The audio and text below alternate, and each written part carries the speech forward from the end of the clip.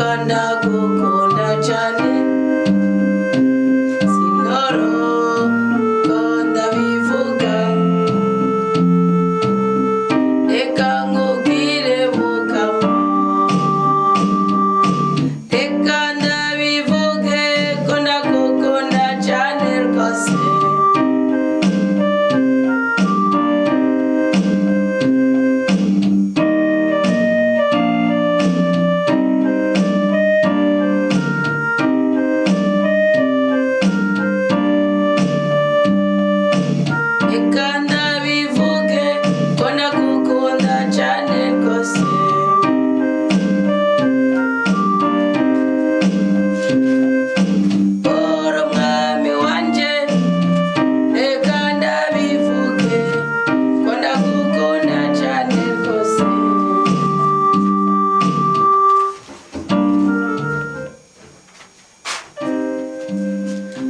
Kristo bakunzi wa mukama aho muri kumande sine zisi bane barudasonga mwebwe dusangiye uyu muvukano wa studio restaurant Komera Kristo ni muzima barundi kazi bane b'Imana zima mwese Imana yenye n'amahoro iba umugisha iba umugwiza iba umunezero ibarinde kubabara ibagurira imbibe ibateturure kandi banezereze mu makuba y'ubwoko bwose. Ndabahaye ikaze muri uyu mwanya mwiza w'ijambo ry'Imana wo kuri uyu munsi wa mbere. Ubundi ni ndwi ya mbere y'uku kwezi kwa 11. Ni igenekerezo rya gatatu kwezi kwa 11 mu 2025. Umunsi nuwa majana 37. Birumvikana ko dusigaranye iminsi 58 kugira ngo dusozere umwaka. Ndabahaye ikaze rero mwebwe muteramiye iri samu ryo hagati ya saa 6 na saa 9.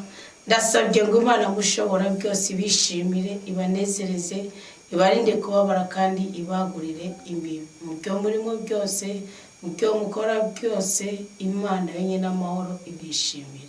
Imana yenye n'amahoro ibarinde kubabara. Imana yenye n'amahoro ibahugweze.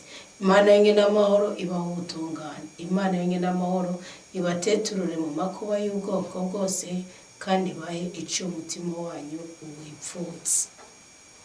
Mwateramiyiriza muzico muje gutora kandi ntimuhushe.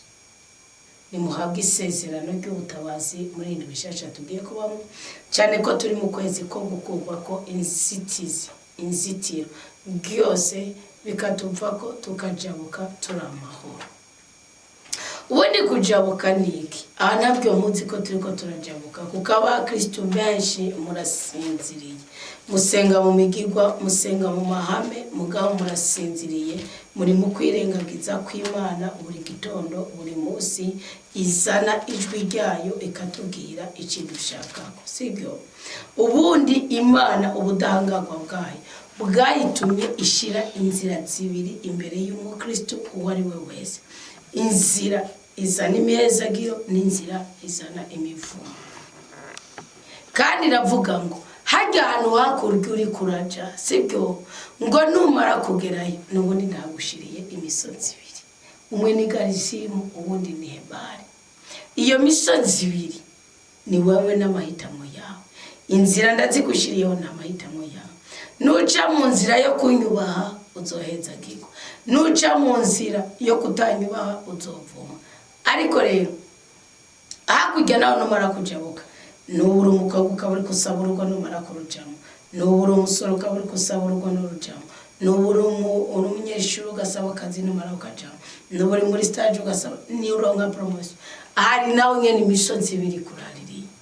Iyo misozi ibiri nayo ihanganye n'umutima wawe, ihanganye n'ubwenge bwawe. Nugira ubwenge nubikora uko abandi babikoze ukabikora uko nabitegetse, iyi migisha yose izokuza ko kubera iki uzohabwa abayikwaturiraga. None rero ndagomba mumenye utushede twose two misi y'umwuka. Ubwambere Bibiliya avuga mu gitabo cy'amategeko mu kigabane cya 11, sibyo? Mwumvirize umuhezagiro n'umuvumo. Iki nico bita amahitamo. uku kwezi kw'icumi na rimwe si ukwezi kukujyana ibitekerezo bya so wawe, si ukwezi kukujyana ibitekerezo bya nyoko wawe, si ukwezi kukujyana ibitekerezo bya mwene wanyu, si ukwezi kukujyana ibitekerezo bya mushikawe cyangwa by'umugabo cyangwa by'umusheri wawe. No, ni ukwezi ko gushingira ku itegeko ry'umukama ukavuga uti no kubaho ukagukora ikintu gisa n'icyo gute mu maso y'umukama. Ni ukuvuga ikwirinde icyaha, Imana ikagutora kandi ikagutoranya. Ndaje kubabwira impamvu. Ubundi ni ukwezi ko kwa Yozefu, sibyo? Ni saa sita y'ijoro ya mbere yuguruye indwi ya mbere mu ndwi zine tugiye kuba mu kwezi kw'icumi na rimwe.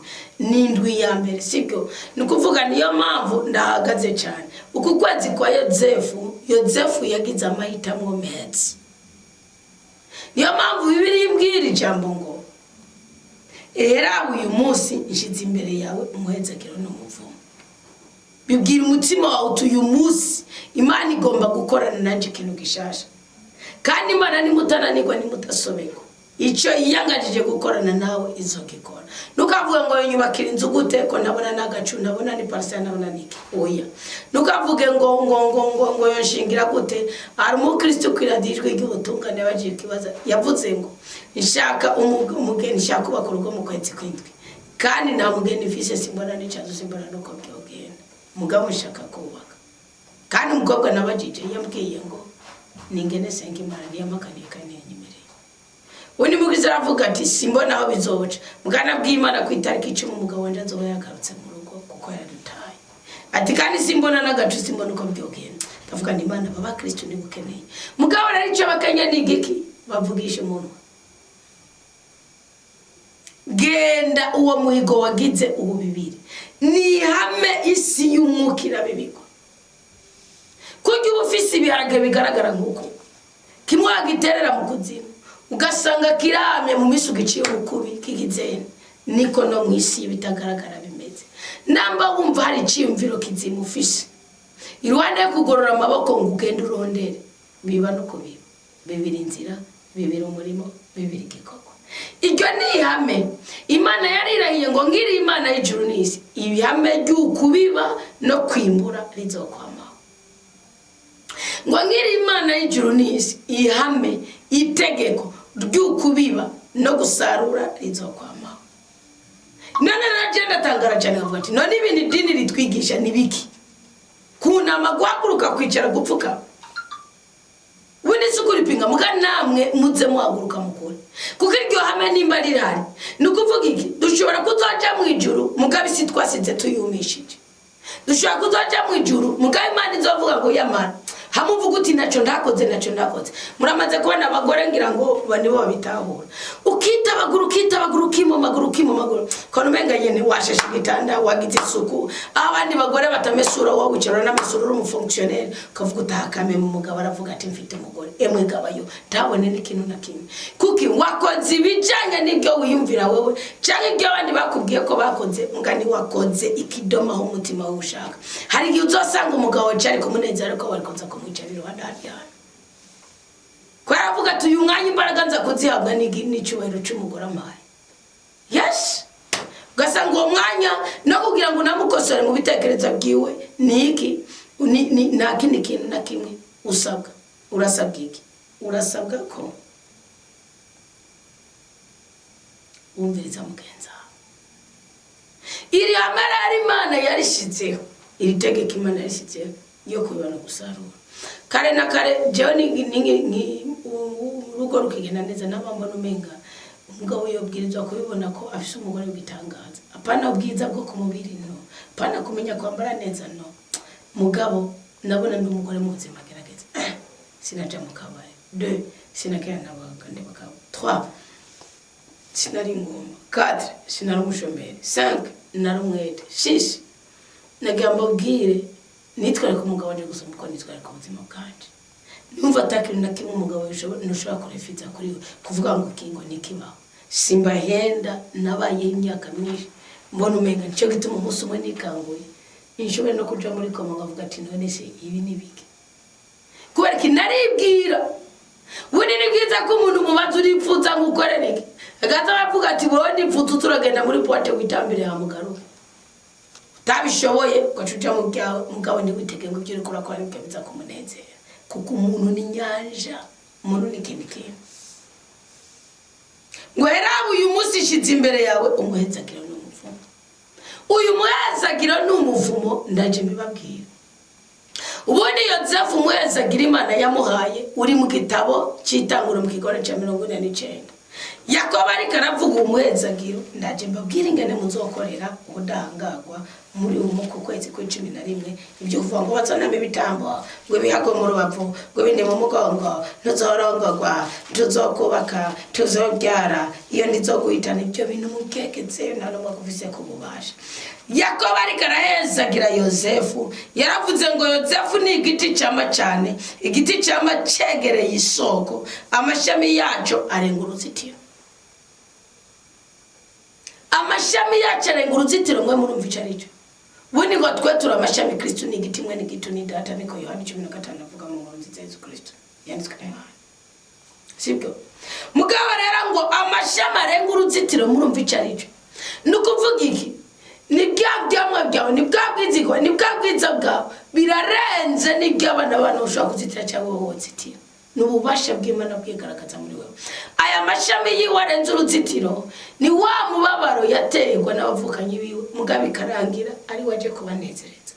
Ni kagahinda yagira kwa Potifari bikarangira ari we abaye umukuru, umuyobozi wa muka Potifari n'umuryango wiwe.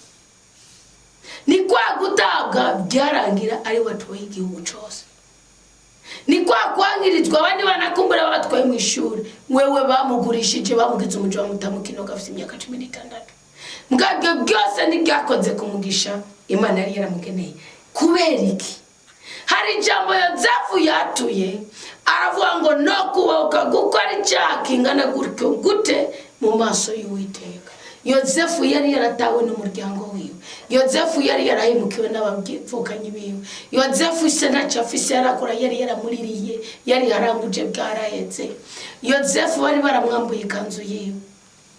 Yozefu yari yaragurishijwe mu buryo budasanzwe, agushwa nk'umuja, agushwa n'abatamukunda n'abatamufitiye iki gikundiro. Kandi wowe yagiye kuri abene wabo iyo baragiye bagemuriye abafitiye urukundo, mugasanga ni inyamaswa gusa. Ariko Yozefu agira igikundiro kubera umurimo we, kubera gukura amaboko mu mpuzu. Ngo aroza amasafuriya kwa Potifari, ngo gushika Potifari sibyo ngo amushinga, sibyo amushinga ngo kuba responsable w'abakozi bo mu rugo rwo kwa Potifari. Yozefu akavuga ati ndoto zanje iki niki cyo gituma ukwezi tugiye kugira ku ndoto gose. Yozefu akavuga ati ndoto zanje kumbura abandi bamwe banyunamira n'abagize ni kadani byari ibyo. Yozefu abikora neza. Mugabo umunsi umugore wiwe ngo aramugoma, amuhagara, agomba kumuhagara ku musozi Eba, aramugoma ngo arambwira ati Yozefu ngo agira isuku mu nzu yose. Ibyo nagenda bisanga mu barabo bimwe nimbara abantu bateye ukuntu n'abarabo. Uzi yuko igitanda kirimo umugabo n'umugore, umugore adakora yirirwa yicaye, tanuruhinja afise ari umukozi cyo kugisasa, ari umukozi agikora, ari umukozi yegeranye ibyaha. Uwo muco namwe ngo mwarafashe si byiza. Nukuvuga rero Yozefu muka Potifari ngo amusangaye, amusanze ngo arambwira ati turaryamana. Yozefu aramwihweza, nimba ukagenda ari gusa nka kumwe kwa Batisheberega ngo Dawudi ngo yasibye kuja ku rugamba, wagenda hano hejuru kunzu ngo aragihaze ngo n'umugore ari gusa ariko ari yuhagira umutima umuvamo, kandi Imana ari yamugeneye rero namushingiye abagore beza cyane. Yafise n'uburenganzira bw'amasugezi, mugarabona ko ari umugore w'umuntu ku mutima umuvamo, agenderwa n'umushitsi yitwa Musambanya. Cyo gituma ku kwezi nuko kwica abashitsi bane. Ninge muzabo mukazanga kuko umwana Dawudi yavyaranye na Betsamu, kwera uwo musi ukutagenda ku kazi Imana yaramwishe. Hari abashitsi ku kwezi batazotugemura ngo byemere. Byumve ngo akakanu gafate. Hari abashitsi ku kwezi batazotugemura ngo byemere. Naza mu ndoto ngo musambana uzovuga uti sinsambana. Naza mu ndoto ngo mubecemi. Naza mu ndoto ubona sana wapfuye, ubona sana jini umwake. None Petero niyase kurya mu ndoto. Kanga ngo sishobora gukora ikiziba. Hari mu ndoto, hari abantu banga mu ndoto. Yozefu ashingira inayimana, arabwira muka Potifari ati sinkangwa n'ibibero byawe, sinkangwa n'ukuri mabuja, sinkangwa n'uko natawe n'umuryango ndi mu nzu yawe, sinshobora gukora icyaha gisa nk'uko kingana nk'uko, singeza gukora icyaha gisa nk'uko, singeza gukora icyaha kingana ngo araryama vuga ngo araryama umugore muzima aravuga ati none arangaye ati arangaye akoma induru Yozefu arahunga agomba kumufata ko kuvuga igicacu gufatana ko gupfutere kwa muka Potifari ndabwira izina giwe Bibiliya nirivuga mugabo narabonye ko ari abahinga bari tora rero kintu kitanditse muri Bibiliya kaje singo ndagikoresha ko Bibiliya ivuga ngo muka Potifari katugumane muka Potifari nukuvuga ko rishingiye mu kwiyumvira ico cyaho ko cyagenze bace bari tradiza mu Heburayo nukuvuga ikirebe kandi nayo yari umunyamishirikazi nawe niyo mpamvu nk'icyo nashaka kubikoresha nukuvuga Yozefu ariruka arizwa nuko yongeye kubabara kandi umugore nawe yiruka arizwa nuko icyaha atemeye ko bagikorana kandi arapfungwa Yozefu ariko amateka Yozefu amaze gupfungwa yongeye kumusanga mu mpimba mu gasho ngo bamugira responsable bamukira umukuru w'abafunzwe umunsi umwe abapfunzwe babiri bararota bamaze kurota ngo Yozefu arabarotorera kandi mwibuke ko Yozefu ari wabo sindi gusoma biri ariko nuko amateka yibavuga Yozefu ari wabo ntiyarotora no yararota kubera ishari rya bene wabo bakamurotorera mwibuke ko yavuka ku mugore umwe abagore bane babyagwako n'umugabo witwa Yakobo yasaga Esawu abana ba Isaki abuzukuru ba Aburahamu mugibuka neza ko Yozefu yavuka kuri Rakeli akavuka nyina yaratunuye akavuka nyina yarababaye mugenzi wariwe na mukuru amaze kubyara inshuro zitandatu abahabara babiri ba Yakobo bamaze kubyara inshuro zibiri nukuvuga Yozefu yaje ku mungu w'11 Yakobo amaze kubyara ku bagore batatu mugabo yabira n'umugore wa kane kandi ari wakunda yabira neza mugabo atarigira muteri kuko Imana ngo ari yamutse byinda havura bikiganiro hagati ya Yakobo na Rakeli ava mu by'urukundo avuga tutama abangunda wera Imana atireka ngwereke yuko wari warihenze nije nangura ubyara Yakobo ati Imana itagwa ngenzo bagora hari igihe bizongwa ko mubanza kuva mu gifuri mukareka kwicwa n'inunu mukavuga ukuri ku buzima bwayo mukagana mugapfukamira Imana ukabwira uti nshaka umugabo utishaka umugore utishaka akazi utishaka amafaranga apana gora witikatiga witerijeke ukavugana n'Imana mu rurimi wumva ko nawe utabiyibwira Imana yumva ururimi rwawe kandi bona nakishije kandi kwera ubutware bwo kuvuga ubushobozi bw'ijambo irakurindira ukavuga none byemera byature ari umukristo uyu munsi yashingiye nawe kuri yadejwe igutungana Imana imumugisha gose kandi umuntu akomeye cyane mu nzego z'igihugu mugaya shingiye nawe ndatangara gose yajemejeje kukira ikiganiro asanga ko yadejwe igutungana avuga ati Anitana nifuza ko nasirere bwakubona Imana igumugisha nanje ngize umugisha wo guca ndakubona ashingira nawe ngani Imana ikomeye abantu batakwiye kwifinako kwakazi gakomeye gatakwiye kugirana gutuma ukomeretsa umutima w'Imana mu kuyima amatwi kandi yaguhaye amata tabona naco nari nkenye mugano bundakomeye mugabo mfiso navuye ashinga naye kugane bamuroze amaguru yiwe akamugara ngo gushika bamutegema mu telefona yarakora mu bushikiranganje buko bakomeye bamutelefona akawugira ati nibiki wewe ibi bintu nyene avuga ati amagara arankitse muramfuta Imana nisubiza kwishinzoronga kandi kazi muramfuta kuko urumva ngani ibirozi ibintu bikurira indani nuri kwa muganga wona amaserumu babone ibintu bikikije bihabigoye ico kitiwe mugabo ngo agera ku rwego aja ku mupfumu inaye yashinze yanyubatse cyane amaze kuja ku mupfumu kumbe Yesu krotswe n'abantu babiri ntabwo ari n'abapfumu ngo amutuma kugura amashuka atatu wera derere ngo amutuma kugura amasafuriya y'ikizungu yimirumyo ngo ambwira ingene azoyambara n'ingene nabo bazoyambara kandi ko bambaye batazoswa ko yamuzosigana namwe bambaye bamusaba miliyoni zingahe z'amafaranga y'amarundi aravuga ati ndakundi turadiskita muganda yabako ko no gupfa ndapfuye urumva aragendera yaba nukomene kugira mu amafaranga ararindira ngo azokira kuba ari bwasinze mu mutwe amera nk'utoye kamitende mugana ubundi bikamurya akaguma komindura ko byo byamuvuna ko yamavi icabaye n'ingiki ngo umunsi umwe Imana imwereka ko ari Imana babantu babiri baje umugambi wo kumwesikoro katari n'abapfumu niba namutweye ku mupfumu baramwesikorotse ko bashobora kumupfumurira icabaye n'ingiki ngo umwandika message avuga ngo tsunuzokwihende nguciye n'amate hasi kurya zotumara zotwica umenye yuko ngujya sa n'ingabo y'igihugu wazotwica zotumara ko ntuzovuge ko twamweskrotse uzokumva uti nabakozi bateba kiriko barakora ibizoza bukebuke ya message ikorokeriwe ubugi yaciye batuma ko nibikenewe mugamumva ngo acamenye ukuri Imana ibimuhaye ukuri ku buzima kugira ngo amenye ko atavu ahubwo akwiye kwivuza uko byakurikiye murumva ko namwari ryari umuntu akomeye mu gihugu byabwirizwa kubakorako mugabe ikintu kibane kikico nakuyemo ngo acahera abanyana abwira Imana atakana kantu nyibiye ndasa umupfumu ndongenda mwase bari bo batari bo nibinda ariko ngo acatuma ko umukozi w'Imana avuga ati ngomba kwatura ngo aratura ibintu nawe ngo aratura abwira ati Imana nimva nzobo wawe ningira nzobo wawe nagira amabwicu kuri nguko yaryamye asanga amaguru yamadutse nabwe ndashobora kuba yaranacitse amaguru yawe Imana yagushiraho amashasha ifise ukunigira operation ifise ukunizana pièce de rechange ashaka kuba atararya amaguru yawe Imana yagushira ko yandi makuru nibyo ndakemera gose ngo birakunda yaca simba kavuga ngo ngo ingene metse ngo ubona ko ari byo gose yaciye mwaka Imana bimukoreye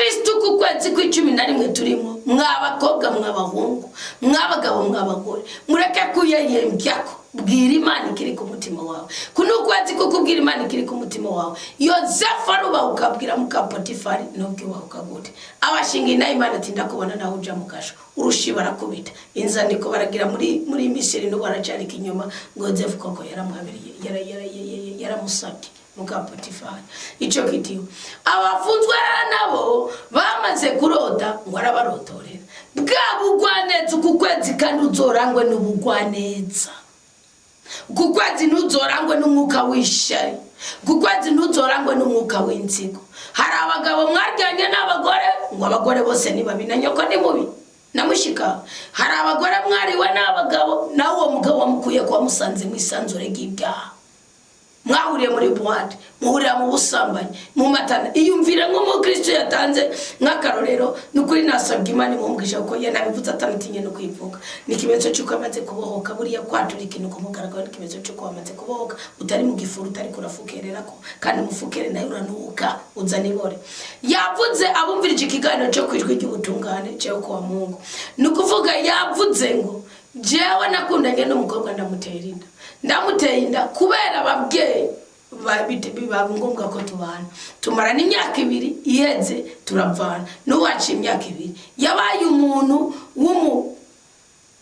aba comedienne aba bakina ibintu by'amakomedi ati kandi birambabaza cyane ati kandi numva nkimukunda nguwo muntu ndakiri mu kirere ciwe nguwo n'uzorangogwa n'umukomedienne nkawe Imana nikimezo cyuko yamukuriye ikizira mu nzira na mwari gatani sezeno bari bafitanye usibye ko bamutanije basezenga basukiranje amaraso ahubwo nagenda ce bugufi amwibohoze ko kuko amaze gufatwa n'uwo mwuka w'isi nico kimwe amafaranga mu comedienne ava mu kirere ja mukindi kugira ngo azokimukuremo biragoye nagenda apfuka amasenga Imana imwe umugeni wiwe nawe amwicecekere bazorera abana kuko sibo bizoba bibaye babaye abambeca nk'abanyuma uku kwazira suku kujabaje nguruma ngo hari umuntu nigeze gukunda ngo hari umuntu nigeze bwane no namba umugabo yarataye urugo ukusukwezi kuvuga ngurumva Mana ngo arigizo mugarukana kirindi yarya kugenyena bwira Imana uti igikenewe muri urugo umugabo afise abana yaragiye kwangara mwigarowe kuko n'umuhungu wawe nanje ndo umukaza nawe ngaba n'umukobwa wawe kubwiyo mu butunzi kuburwandera abana banje bapfume batakaza se mu bwonko mugabo abana banje nibasonze abana banje nibyange ko biga imba bimwe papa ari kuba iryo nabyo Imana irabikora hari igihe uzasanga ari umuvumo we wanyuma watumye yangazwa none ujya mupfakazi w'inayini byari bimeze gute erega ibyabaye kubani natwe bishobora kutubako simisi yose Imana mukugarura urugo ibanze kugarura umugore cyangwa umugabo no kubera iki ubona umugabo n'umugore bafite igi mukimbyaro z'abakabuto basize nigafite igihe kuko kaguma kabibwa baguma bagwira kusige cyukuzempera ushaka kuba n'utumuntu amaze kubinda yaragiye burundu n'umwicaye asesa amaraso aje nimbugita niki jewe umuntu Imana ngo mugarukane gute nabwo nigenda umutravaye ongera umutravaye we utwiyara amahoro utwiyara umugisha ubane natwe Imana nibona ati kugira amahoro yanjetse muri mwebwe manza kumugarukana itso bikora hari gihe bitazoba ngombwa ko musaba Imana muri mu bucebacebwe kubera iki isengesho Imana yumva riba rifise ihame rishingiye ku bintu bitatu inyungu ya mwene gusenga, inyungu y'abamukikije ni inyungu y'Imana. Nuwasenga isengesho ukumva uri gusaba ikintu Imana itazobyaza umusaruro, gomba wicecekere kandi kubiba. Kwa nimara urugo bwira Imana uti ndagomba ume urugo ruzovukamwe abahungu n'abakobwa bakubaha. Ndagomba ume urugo ruzovuka ruzoronka umugisha hamwe n'umwara azohagera akagera. Yobu yaravuze ngo mbwira umukene nigeze nirengagiza ibibero byiwe namubonye bwambure. Ngira uwo nigeze mbona inzara nkamwirengagiza ndikumbuka. Yarafise imburana. Aratabagwa mu makuba yose amupfako. Yozefu amaze kubarotora indoto ngo zandoto zigenda uko nyene. Sibyo sinzo ndiko ndarotora ubu ibyindoto tugiye kubijamo. Emwe muzane murote kandi Imana baroteshe kandi zobaho umugisha. Ariko nta ndoto nimwe itabibiko. Ndayo simbabwira ngo nzane amafaranga agenda mutwari yo musengero. Nta ndoto nimwe itabibiko, indoto mbura yibibira kugira ngo iguhunge kuveko. Indoto nziza urayibibira kugira ngo ikuveko. Iryo ni ihame. Gende ya musengera hajya mwigishwa ijambo ry'Imana mukumva mubotse mugende mukorera iyo migisha. Vuga uti ndabibiye indoto, ndabibiye iki gitekerezo, ndabibiye umugambi kandi mureke kurika Imana. Kandi nubiba nuvuge ngo ndabibe ngurumba ngo mbibira ubyaro, vuga uti jewe runaka ndaje tuganire. Siko Yozefu barotoreye harimo umwe yarose yariko yasubiye Yakobo bari babiri bakora ibwami. Harimo umwe yarose yasubiye kwenga umuvinyu umuzabibu ibwami ngo kandi akabona ari kawohereza umwami Farawo. Aramubwira ati wewe ugiye kugirirwa ikigongo nyuma y'imisi 3 uzongera utumirwe kandi uzosubizwa mu kazi kawe uzokongera ushira umuvinyu Farawo. Uri nawe ngo arotangwa afise imitsima ngo kungo yikoreye ku mutwe ngo hama ngo hazi bisiga biyimurira ku mutwe. Avuga ati we nawe ugiye gutumwa kinyuma y'imisi 3 uzosubira uzogenda ibwami mugabo bazoce bakubamba uzohana uzokwicwa bigenda uko nyene. Wawe undi yasiga nyuma y'imisi 3 baraza kubatora mu gasho kwa kundi nyene. Yozefu sigatumye ati ariko rero no usubira mu kazi kawe uzonyibuke nanje mvugire ko mwami ko araganguka gaheburayo karenganira. Agezeyo bigenda kwa kundi nyene ko ari babiri, umwe aricwa ndasubiza mu kazi arabyirengagiza ntiyabikora. Amaze kubyirengagiza ikindi gihe Farawo agira indoto zimwagarika umutima ngo apfumupfumura bakoniko nibiwe biranga. Yari yarose inka ziva mu mazi niye mu ruzi niye indwi zonze mu nyuma indwi zibyibushe mu nyuma indwi zonze kandi indwi zonze ngo zirajya indwi zinini. Arota ngo nimikama indwi y'amasaka sibyo ngo nukuvuga ibyo bintu yarose barabura ubirotora. Babuze ubirotora wa muntu yaci bwami ngo arabwira ineza mukora niyizotuma umutima w'Imana ukorera muba mwakoreye ineza nawe atashimye kubaso ntuzokwigere widogera ineza wakoze. Ari umukristo byari nawe yavuga ngo je ngo nyene ngo ibintu byananiye ngo ngo naho mbona ngo atanarimwe ngo upfunya tuye ko no umugisha kumva ko ari umunyabikomera babaye mugabo ni bibi iyo uzi ko wigishijwe ikintu ukabuzi yuko wamere gukorerwa ikintu wowe ugakora icyo wategereza tuzogombe kwishiriza mu mahane uzogenda ubwira Imana uti mbega niwe wamukobetse umuntu nanyature ko umugisha canke ni haragera canke uri kurawumva uzobura umugwaneza. Sibyo nimwigishwe tujeje twose two mwisi y'umuka niyo muzotorana ibwiza by'umukama kuki hameri dahinduka n'ibyo witeka gusa. Ayandi yose ashobora guhinduka. Umwana w'umuntu arananirwa, araruha, aribagira, arasoberwa ibintu nk'ibyo. Nukuvuga rero kandi niwaze ngo Imana imwaroko nk'icyaha, imwaroko nk'icyaha yabikoze n'ibigirankana. Kandi Imana iyo nayo yabipromese kuko abantu babiri bahuje umutima ku ijambo ry'Imana, Imana irabubaha gose. Imana irabubaha kandi iraborohereza. Nukuvuga rero ikintu cyawe n'igiki. Yozefu yaneza yagirira wa muntu. Naho Yozefu atate yishwa ngo ataramuvuga ngo urumva ramwami yari wandotoreye. Imana hageze igihe abariyo yironderera gutabagwa kwa Yozefu. Yongera guteza indoto Farawo atamupfumu atamukonikoni atamukadisimu cyamukarudaye bivana na Bibiliya usoma. Ko twebwe Ecclesia ni kadisimu abandi ni karudaye abandi mukabapfumu bo muri Misiri. Arakora iki arabona ko Farawo yabuze amahoro. Bose banani bavuga ati mwami genda ari mugasho. Hari umuhungu w'Umweburayo yaturotora indoto kayizagenza uko nyine ati kumbure niyo buri cyagufasha. Abahawe iki umugisha Yozefu kubera iki ineza yagize atarinze gusaba iki ikaje umushahara.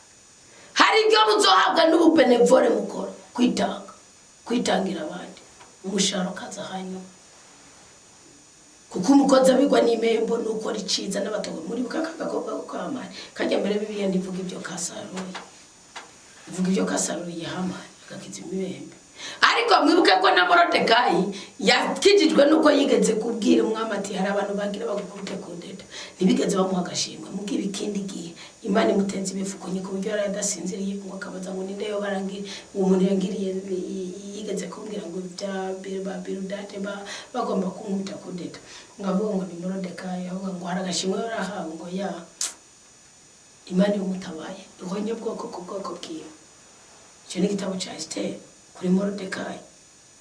Ineza iravuga, ineza irakora, ineza irasarura, ineza irarinda, ineza iratabara. Yozefu yibutswe ibwami yarutse abaye minisitiri w'intebe zose. Munyuma inzara itera muri Kanahani, iteye muri Kanahani, bene wabo bajya gusuma ntibamenya ko bajya gusanga minisitiri w'intebe zose zo muri Misiri ifiswe na Yozefu kubera zandura. Twakora wundi munyabwenge akwiye kuyobora izindi ntebe. Nakindi cyatumye Farawo atabagwa yubashe ubuhanuzi bw'Imana y'Isirayeli. Ndakubibabwira igihugu kijya kubamwo amahoro cyubahiriza ubuhanuzi. Idini ririmo umugisha cyubahiriza ubuhanuzi. Nako cyangwa abana ni nk'umupolitician nk'intoza nkaba nka president w'igihugu cyangwa ushyamwe runaka nogira umuhanuzi nk'uya kwa Dawudi.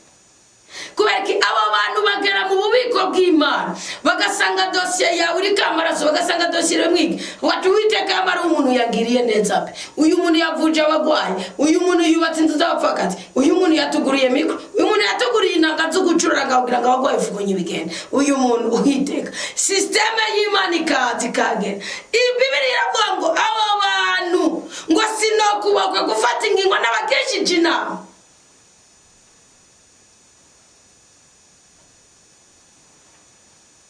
Icho kitiyo nzarite muri Kanani baje gusoma bangu bayako barasonza nk'abandi bose. Yozefu arabamenye ni bamumenye bamutarakana gato bamugunzarakana gato gafise sezo arabamenye ni bamumenye. Yozefu ariherera ararira abakubita upfindo saracari aracari muruko nyene oya taracari ogahereza ikacu kitwa Benyamin. Yozefu ararira aruka ko Benyamini ashobora kuba ari katanda kugwa n'intare nka Barubeni hariya Bayuda hariya Basimeho bandi kuko yuko ibyo bambwira kibuka ko nyina atahari. Yozefu agira agahinda sindi ku makuru yabo ariko arabara gushika bavuye bahura sakongera kubona Yozefu. Usara yabonye Yozefu umuntu mu Misiri bikomeye yabatumye ko batwara igikombe basigana igikombe arabagetsa aragirane Misiri ramuba baba ayitwa Gosheni abariho bazako ubusajya gusaza niwe yazanye uwo mugisha. Uyo mugisha mwumviriza ingane Yozefu yawukoreye. Icambere Yozefu yararota mu buto bwiwe tanga urugendo rote bivuze mu kino mu mfunyapfunyo kugira ngo iricho kuko nabe nituzokana muri kukwezi kucimnari genda utanga ururote. Yozefu ngo yararota amaze kurota ngo akavuga ngo naenda rota ngo mbona ngo mikama ngo 11 ngo nyunamira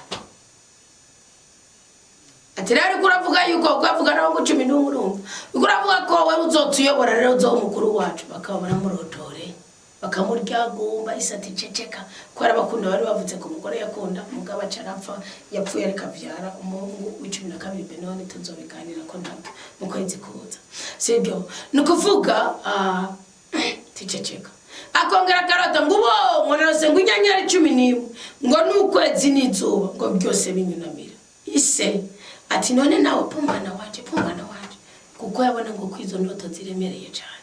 Ati none ubonaho bene wanyu na jewe so wawe na nyoko wawe tuzokunamira. Ntiyamenya kwica Imana yapfindo yarico nyene bakamurotorera ngo akoresheje kumugirira ishari ngo basa na mutandi bemera ko bagendana ngo baramwanga ko yakunda kubareka ntibabikira ibanga ry'ikinyoma. Uku kwazi suku kubika ibanga ry'ikinyoma ngo bonyica ngo bomvume ndawuvumu w'Imana itavumye niko twabibonye mu gitabo cyo guharura. Barahamu yaba yaravuma umunyisirayeli bikemera, yari yagerewe na Barake bihagije. Mowabu ntiyari yemeye ku munyisirayeli yojabukana umugisha.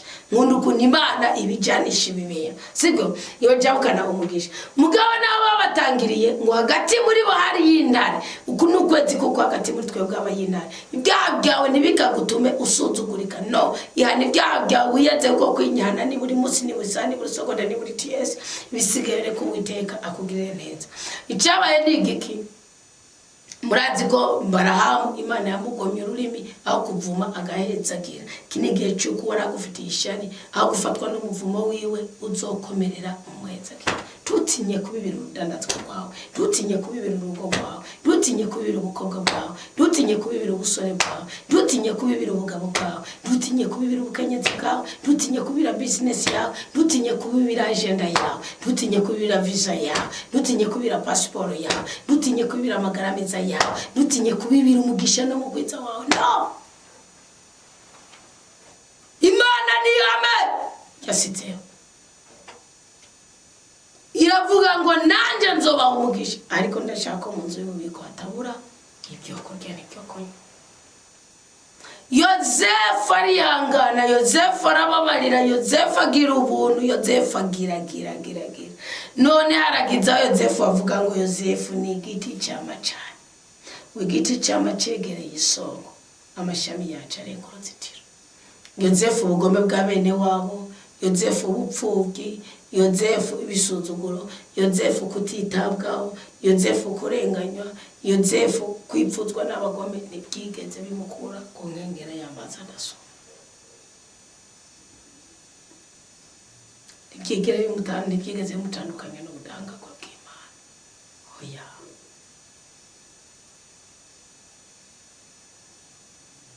Ntibyigeze bimutandukanya n'ubudahangarwa. Ngo abagwanisha imyambi baramusomborokeje, baramurasa, barasubira baramwibundira, ariko umuheto wiwe ugumubanzi. Nta mwasi akwiye kwivumbika mu buzima bwawe. Ndacyo batakoreye Yozefu ngo bamwangiritse.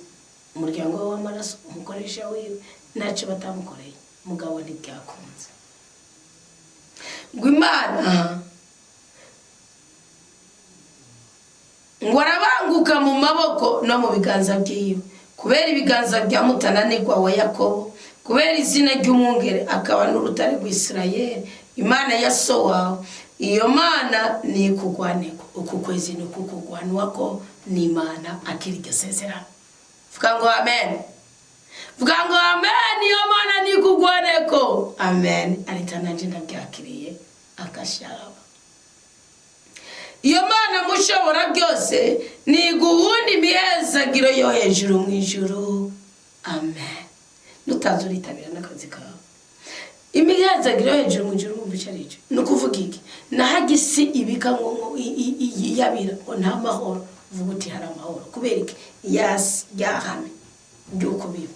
Uravuga uti je mu bwami bw'ijuru fise yakabuto. Isi ninanirwa no kumeza imbuto yabyo, Imana irarekura imfura yo kugirane yo kunabura meze bisange. Niyo mpamvu Imana yafashe indi strategy yo kugaburira Nowa avuye mu bwato. Ubona avuye mu bwato amazi yari yayogeje ibitegwa byose, buri nta muntu yarya inyama. Imana imwigisha ubwenge bw'ubwenge ashobora kurya inyama nk'uko Imana irya. Kubera iki? Bahora batambira inyama Imana, bakayiga ikimasa cyose, bagashira ku muriro kigasha kigatokombera. Ikindi kimasa bakagenda bagakura kwitako bakarya bagasangira, amaraso akaba ari yo Imana, kuko babanza kuyakamvura bakayakuramo. Burya nagira ndabwire ko abakristo buno musi muradetse. Iyo niyo mugisha hano hejuru, strategy y'Imana. Unga kumukiranutsi ntatungwa n'umukate gusa, watungwa n'ijambo ry'Imana. Ngo Imana ya so wawe ni kugwaneko. Mana mushobora byose ni guhundi imihezagire yo hejuru mu ijuru, iguhezagirira inyenga yishashe mu kuzimu. Imigisha hano mu kuzimu, ibyo bintu bizana warabihanura akabivuga. Muraziye imigisha ari sa hari imigisha yishejwe mutarigera mubona mu buzima bwawe. Kubera amaboko yanyu aracari mu mufuko, amaboko yanyu aracari mu mpuzu, amaboko yanyu aracari mu madidani, amaboko yanyu aracamanitse hejuru, amaboko yanyu aracajuragirika. Ntimuramenya mutaka mututeye ingonga kawe. Ngwiguhezagire amabere n'igitereko, ntukabingumba, ntukabinabyara. Imihezagiro ya so wawe irarengeye imihezagiro y'imisozi yamaho. No kuvuga ntuzokwigere wibagiranwa, utangure wandikisha amateka. Imihezagiro y'imbibe z'imitumba ya kera nishungurukire ku mutwe wa Yosefu. Amen. Ku ruhanga rw'uwatowe muri bene wabo. Amen. Nabo w'intorwa kandi wongera utoranywe n'izina rya Yesu Kristo. Benyamini nibingira agiye kuri Benyamini uwo ntiyaragera. Mugihuga neza ko umukama avuga ngo ni jewe ndi Imana yawe, nawe uyihisemo ko nkubera Imana, nanje ndabwemeye kukubera Imana. Bakundwa b'umukama, nshuti z'umusaraba, ntimusuye kwiyabira. Eharabu uyu munsi Imana ishize imbere yacu imihezagira n'imivumo. Iratubwiye intambwe dukwiye kugendera ko nawe zirobanurire, uzitore, wige kwihangana, wige kwiyakira. Yosefu yari yakiriye mu bupfubyi bwiwe.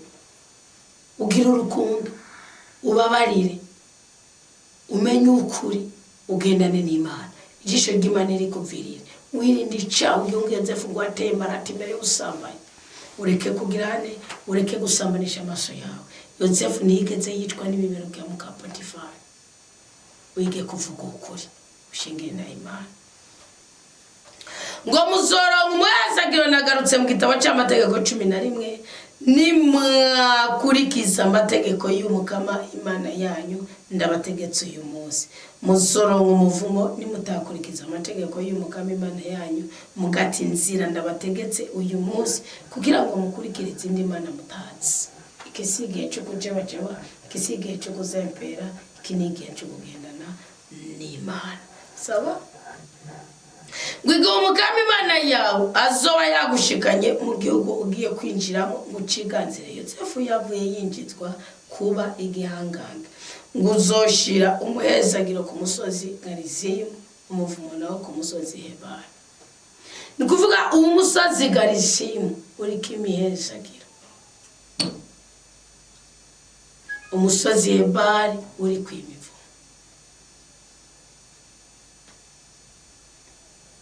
Nigiaru uhagarara ku musozi Garizimu. Bakundwa b'umukama sindi kubahenda. Abagwayi muri mu gihe cyo gutabagwa mugakira. Ababoshe ni igihe cyo kubohoka, abarushe ni igihe cyo kuruhuka. Ingumbi iki ni igihe cyo kubyara. Abangiritse iki ni igihe cyo gukundwa akazi. Nta gikumbi kitagira ikigabo, ikikunda. Niko biri yivuga ubuhanuzi bwa Isaya. Ugese cyangwa ry'Imana ryavuye mu kanwa ka Yesu Kristo. Nanjye niko narinzi mugari muri Isaya. Ni kuvuga rero iki gihe si cyo kujebajeba, iki gihe si cyo kujuragirika, iki gihe si cyo kumva inyigishwa ngo genda urabe nusanga ari ubuhanuzi bwanditse muri Bibiliya ubikurikiza uko nyene. Izo bari imari yawe, izo bari iporo yawe. Umusozi Garizimu ni wa musozi. Kubera kutaryajyanije Imana barakubwira ngo Imana iguha umugisha, umugisha w'urume, umugisha w'imvura, umugisha w'iki, umugisha yose uyihabwe. Iyo nawe wazempereye, wajebajebye, wagize ubukunzi bw'inda, wasamaye, iyo migisha barayigutwara. Umviriza umugabo bayitwaye akarira ushikaho samubwira ngo nawe urira, ngo nawe yarira, ngo niyongeye. N'Abaheburayo barabivuga. Abaheburayo bavuga ngo iki? Mwirinde umuvumo wo kwa Ezawu, utore umugisha wo kwa Yosefu. Mu gitabo n'Abaheburayo mu kigwari cya 12.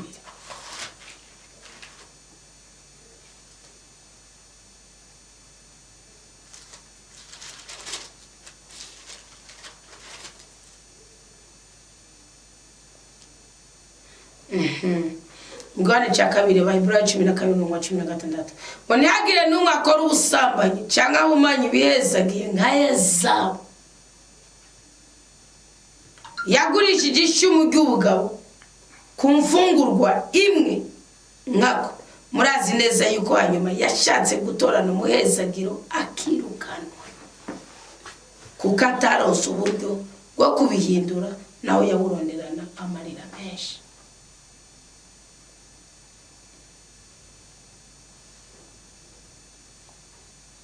Nshuti zanje, Esawu yari icujeje nturengere nawe kwicuza ngo nyihera two kurya nirire ubundi ibi bimariye iki? Imitego ifatiye ku tuntu two kurya muhabwa, iyo mitego muyegegwe. Umugabo wa Esawu yaratwawe imigisha yose, umvirize imigisha yari yaragenewe. Umvirize gatowe imigisha yatwawe.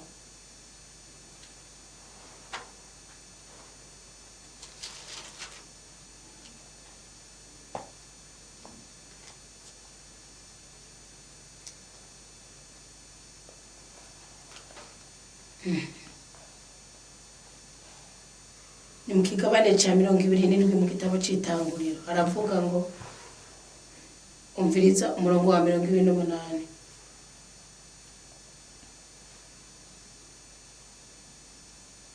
ngo Imana niguhurume ruvuye mu ijuru.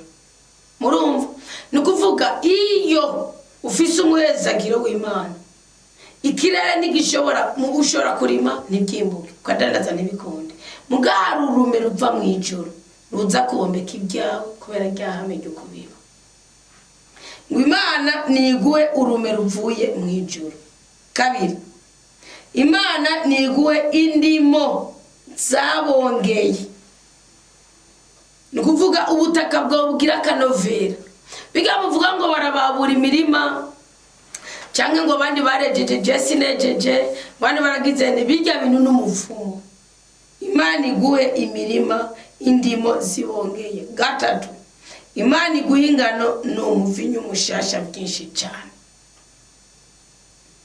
Urumva wimbure ibitabora ibyamaho kandi by'agaciro.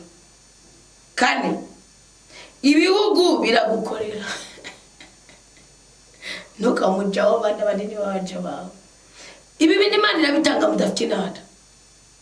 Gatanu, amakungu agupfukamira. Ijya wavuga ngo abami bazogupfukamira, ngo abami kazi nabo bazokwicara bakonse. Gatandatu, uraba mukuru wa bene wanyu. Ubu yari mutoyi yari hasi, ni mutoyi yari wabukuru. Indwi, bene nyoko bagupfukamira. Umunani, uzokuvuma arakavuma. Icenda, nawe uzoguhezagira aragahezagira. Isi imigisha musanzwe muzimana yacuye mu kanwa kayo yaturira Aburahamu mu gihe yamutora akemera. Nupfa mu bugome, mu bunyamaswa, mu bubeshi, mu busakuzi, mu busambanyi, mu butinganyi, mu kuryaganya Imana, nupfa mu kutumvira Imana muri rusange, uzohezagirwa. Iyi migisha yose izokozako. Ariko nukomeza ukigira ikigatara ukagoma mu bugome, iyi mivumo yose nayo izokozako ntayivuga.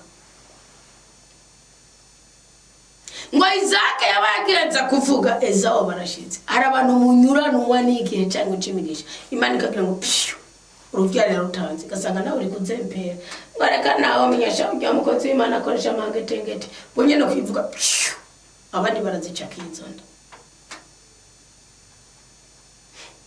Bunye nuka buri kurapinga. Mwizere Burayimu ngo camugize intungane. Bibiliya iravuga niko Paulo yandikiye Abaromani ngo yizeye ibitaboneka. Imvire kwizera kuzobwira ufise imyaka 99.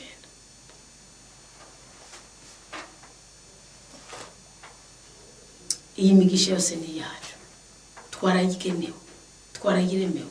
Wakira isezerano ryo guhezagirwa, ryo gutabagwa, ryo kunezerezwa.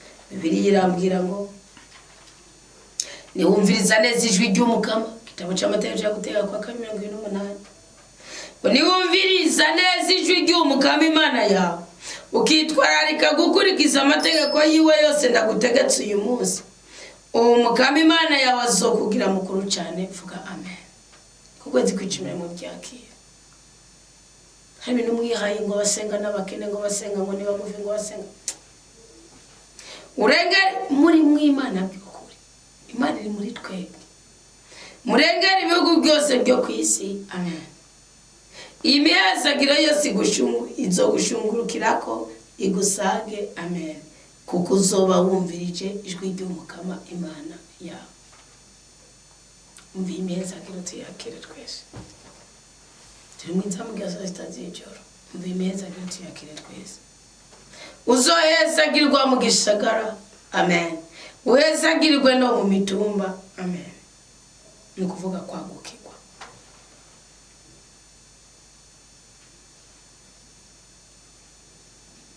Nabyo kwagirwa. Hazohezagirwa umwana w'inda yawe. Amen. Umwana w'inda yawe no kuvuga iki? Ni kuvuga buri murimo wose, buri gikorwa cyose uzogomba kubyaza umusaruro uzogihabwa.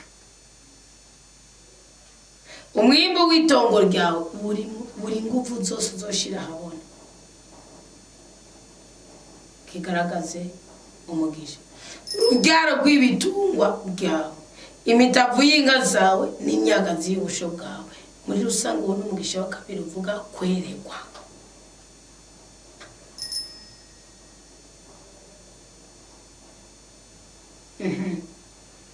Azohezagirwa igiseke cyawe n'inkono ucumbiramo. Ubu n'ubutabazi. Mwibuke wa mugore w'Isarefati wa mupfakazi. Ubu n'ubutabazi bukomotse ku kumvira Imana.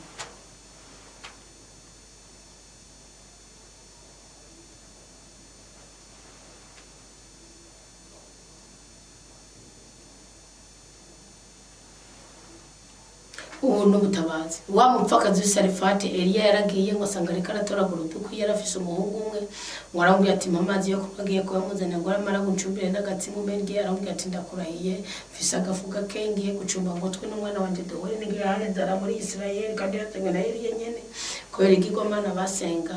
Avuga ati nogende ukamvugutire nta kibazo. Arakamucumbira arakarya. Umwana we abona mugabo ugiye kuramurika agakarabo asanga agafu nikongeye kuvamo.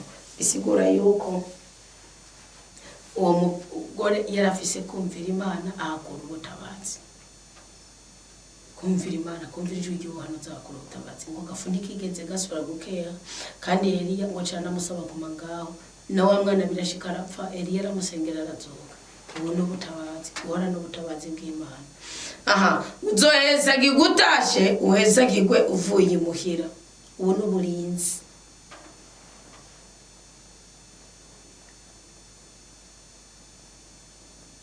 Kurindwa n'Imana.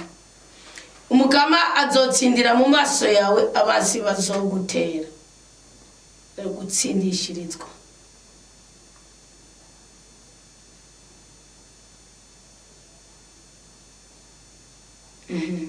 Bazogutera bazananye zirimwe mu kuguhunga bashwiragirira mu nzira indwi. Guhabwa ubudahangagwa.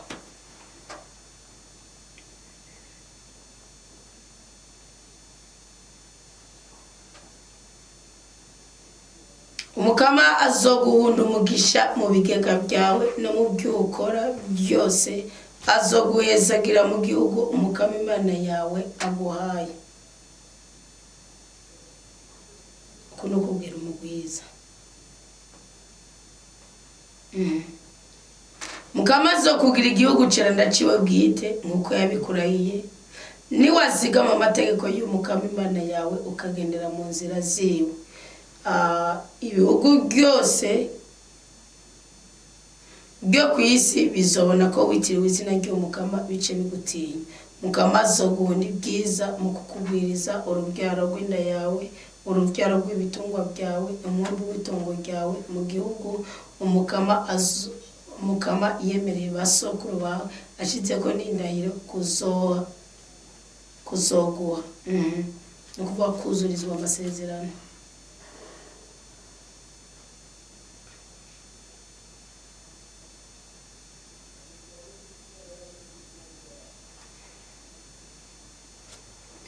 Mukama azokugurira itunga ryiwe ry'agatangaza ryo juru. Ngwaho imvura igihugu cyawe mu gihe cyayo kandi ahezagira ibikorwa by'iminwe yawe byose. Uko nuko kugwa kw'inzitizi.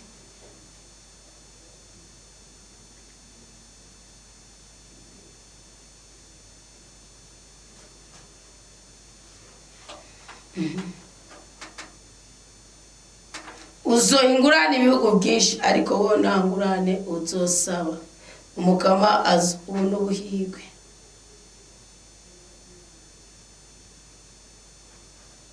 Umukama azokugira uwa mbere nazo kugira uwa nyuma ubutsinzi.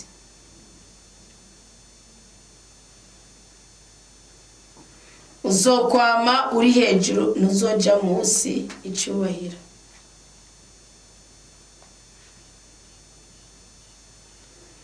Niwumvira amategeko y'Umukama Imana yawe ndagutegetse uyu munsi kuzigama no gukurikiza nutahengamira iburyo canke ibubafu mu majambo yose ndabategetse uyu munsi, kandi nutakurikira izindi mana ngo uzikorere.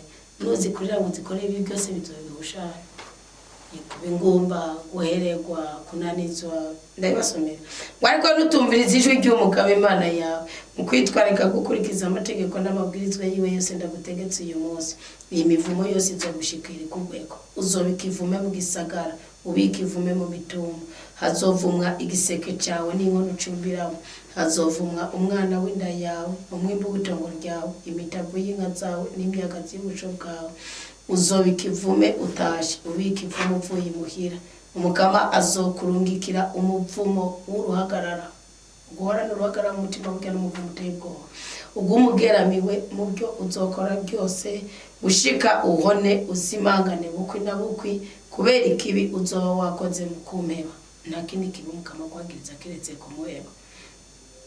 Umukama azotuma karanda kakuzimanganye mu gihugu ugiye kwinjiramo ntucigarurire. Babyumvise ngucigarurire. Umukama azogutera umunanu, inyongo, uguhurirwa, ubushe, ukugaduka, ingese n'ibungwe. Bigukurikirane gushika uherengetere, ijuru rizohinduka umuringa hejuru y'umutwe wawe, umunsi yawe nawo ahinduke icuma. Umukama azorekurira ku gihugu cyawe imvura y'umukungugu n'umunyota, bigukoragurikire ko biva ku ijuru gushika uherengetere. Umukama azotuma utsindwa imbere y'abasi bawe, uzobatera uzananye inzira imwe mu kubahunga, uzoshwiragirira mu nzira indwi. Uzobagahabwa mu bwami bwose bwo ku isi, umubyimba wawe uzotandagurwa n'ibisiga byo mu kirere be n'ibikoko byo ku isi, kandi ntawe uzobitesha Mana yanje. Umukama azogutera ibihute byo mu Misiri, ibibyimba, ibihara n'amaherehere udashobora gukira. Umukama azogutera ibisazi n'uruhumyi ucika ikiyingiyingi. Murumva? Nanzo abigisha ngaha ibisazi n'uruhumyi nzobibigisha ingana n'umuvumo. Iyi mivumo reka tubireke ntabwo twosoma mugabo zonayibigisha ko sero yindi kubera indoro. Reka ngeze ngaha sasa zijorageze hangeze ngaha mushaka mbanaye uzotera ariko ntuzokwamura, uzobiba ariko ntuzosarura. None rero niki Imana ishaka kutubwisha? Atubwira ngo nimunyumvire ndabahezagire. Wowe ushaka imigisha, wowe ushaka imihezagiro, umvira Imana. Ubwa mbere wumve kubwirizwa ry'Imana ubwiza kutarenga we n'icyaha cawe. Ubwa kabiri wumve ko imigisha igaragara yose ukeneye, nimba ari udanazwa, nimba ari iki, ngomboreke naho bavuga ati n'ubundi nabigeze katambuto ofise kandi ababwire bajya mwita. Naratangaye ari umunyeshingi ntaye arambwira ati reka ndababwire ikintu kimbegaye. Aba ni muri muna wacu mu dini wawe. Arambwira ati reka bijya bavuga ntibazose kubabwira ati burya bavuze atungaho hafi bose ubu barazana ibyacu. Ambwira ngo ubwene bariko baragira ngo haza umuntu asinya sheke yavemereye. Aramubwira ngo iki ni cyacu micuko kwezi imiliyoni 20 murazopfa. Ndavuga nti none nguwo muntu atwaye amasoko yose mu Burundi bojaga bakavuga bakazempera. Undi mwafatiye Imana kurusha urabona ngo ko ari 5 ngo ko ari 500 ngo ko ari 2000 ngo ko ari iki. Wowe itunganiye muri twaduke Imana ikuduze mugabo nduzoyima amatwi nikuduze. Ibyo rero mudakinata genda mu bibire ubutunzi bwanyu, mu bibire imigisha yanyu. No kuri pe Imana itanga umugisha ku bayubaha, Imana itanga umugisha ku bayikorera, Imana itanga umugisha umugisha kuri buri mukristo wese yisobanukiwe. Namba wumva imigisha uyikeneye, ukeneye kugaragara nk'umuntu adasanzwe ku kwezi kwa 11 ukirotse umutima, twese dushime kuri iyi migisha, ntabwo tuyisaba, turashima kuko Imana yituvotoreye. Ni twebwe uguhaguruka gusa duhagurukire ku musozi wa Garizimi tuyaturaneko, ni ukuvuga umwe ayatura uwundi ayishikanira ibibiri, gutyo gutyo gutyo gutyo gutyo, murabica Imana idukorera.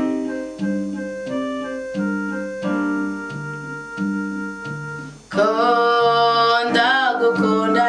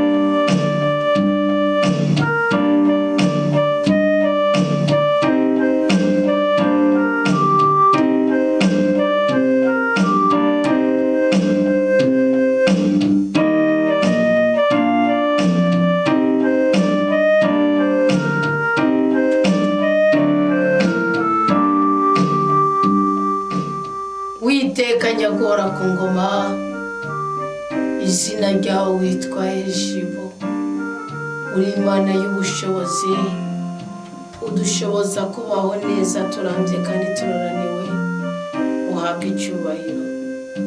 Turagukengurukiye cyane n'imitima yacu yose n'ubwenge bwacu bwose n'amagara yacu yose, Nyagora ku ngoma, kuduteye iteka ukaduha kubona uyu munsi mushasha usa n'igenekerezo rya 3 kwezi kwa 11 2025, uyu munsi w'amajana 3. Turagushimiye kwiteka uja kuduterera, turagushimiye kuri indwi shasha kubwiza byose uzakutugirira.